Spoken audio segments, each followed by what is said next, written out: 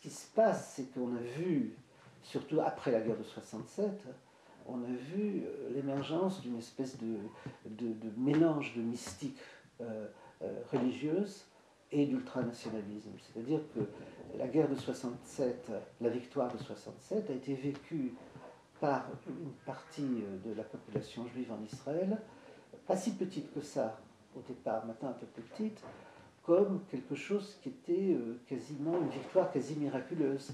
De sorte que après 67, les premiers, le camp nationaliste religieux a été le fer de lance de la colonisation.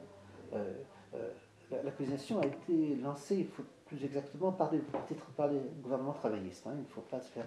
Mais du point de vue idéologique, du point de vue moteur, du point de vue c'était des nationalistes religieux.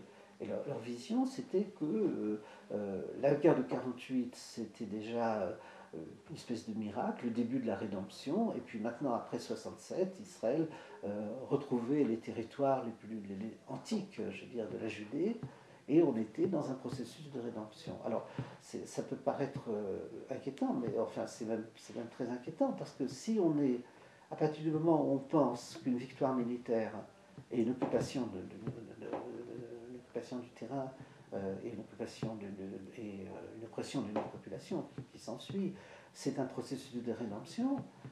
Il s'ensuit que ceux qui s'y opposent ne sont pas seulement des traîtres, mais ce sont des blasphémateurs. Ce sont des gens qui font un sacrilège, parce qu'ils ne s'opposent pas uniquement à un projet politique, ils s'opposent à un projet divin. Et on voit toutes les dérives que ça portait. Et ces dérives se sont produites.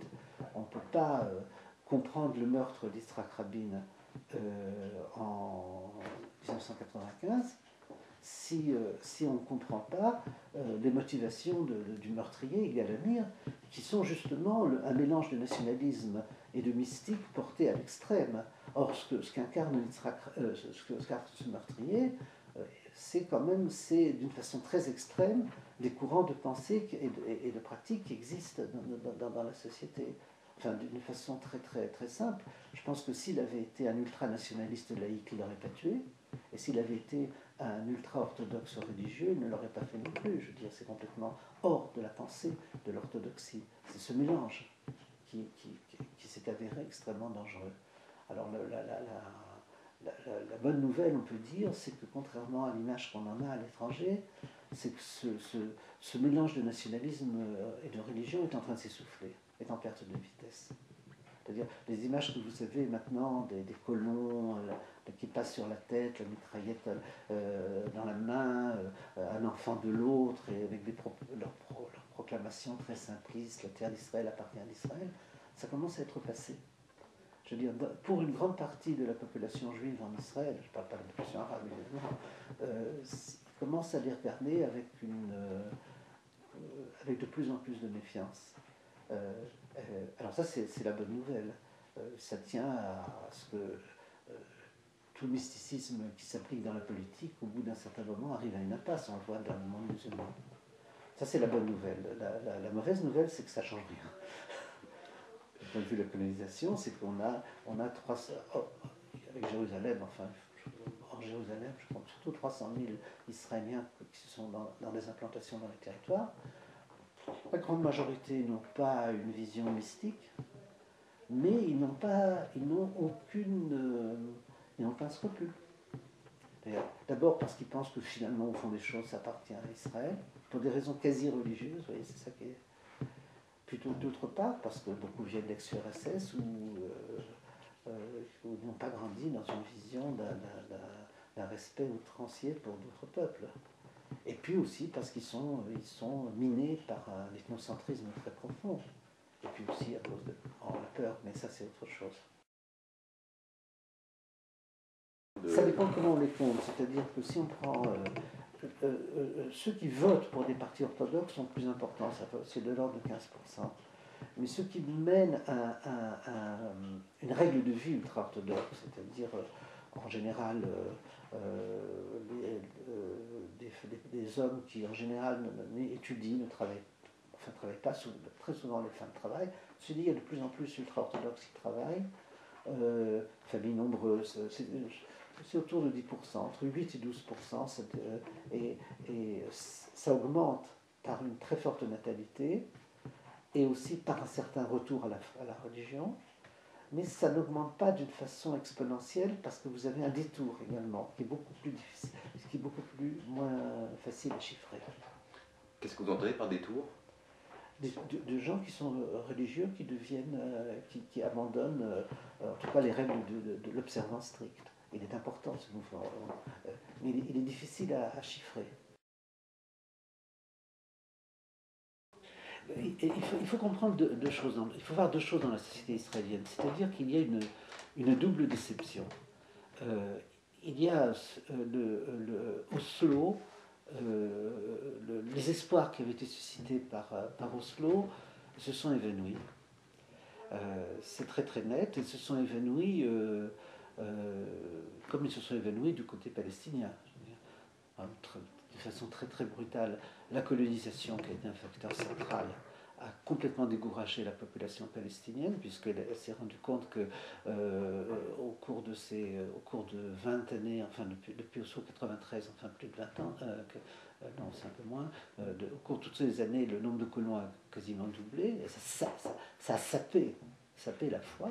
Du côté israélien, le terrorisme, je veux dire surtout le terrorisme aveugle, qu'on a vu il y a quelques années, a complètement sapé la foi qu'un retrait des territoires apporterait la sécurité. Alors, aussi paradoxalement, les deux retraits qu'a opéré Israël ont joué pour la droite.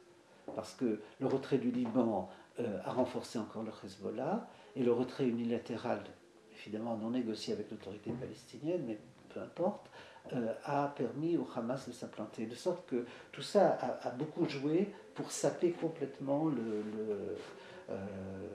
l'idée de paix. Mais, de l'autre côté, et ça j'en parle un peu, et c'est lié également à ce livre, c'est que tout le rêve du grand Israël s'est effondré.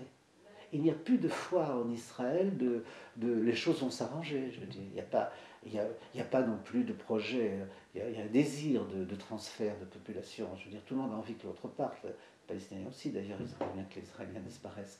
Mais il n'y a pas de. C'est complètement. Ce truc odieux et en même temps irréalisable. De sorte qu'il y a ce sentiment profond dans la population que l'occupation corrompt la société israélienne. Elle la corrompt vraiment moralement, et même pas uniquement moralement, et le sentiment que la situation est dans une impasse. Je ne crois pas. C'est-à-dire, comme tout homme politique, il est pragmatique. Je veux dire, il n'est pas. Il peut faire des concessions lorsqu'il est sous une très grande pression. Je dirais pas, c'est pas un type qui prend son inspiration chez un rabbin fanatique de Cisjordanie, comme on appelle ça en Israël, Judée Samarie. C'est pas ça. C'est un homme qui a des convictions. On a toujours le tort, à mon avis, de mésestimer les convictions politiques de dirigeants politiques. On a toujours tort, moi je suis journaliste, on tombe souvent dans ce de croire que tout est calcul. Non, c'est un type qui croit profondément qu'Israël a un droit sur toute la terre, enfin sur la Cisjordanie, sur Eretz Israël. Il croit qu'il y a un droit. Il croit profondément qu'Israël doit garder des lieux qui sont très forts avec le passé juif, comme Hébron, Jérusalem, n'en parlons pas.